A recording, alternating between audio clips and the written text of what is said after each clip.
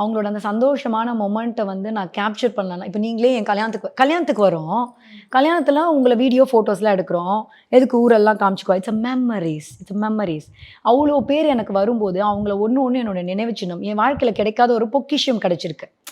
ஓகேங்களா? எனக்கு வந்து சராசரியா கிடைக்கல. இதெல்லாம் ஒரு அன்பு மாதிரி. அது மெமரீஸா வச்சுக்கிறதுக்கு எனக்கு வேணும் தானே!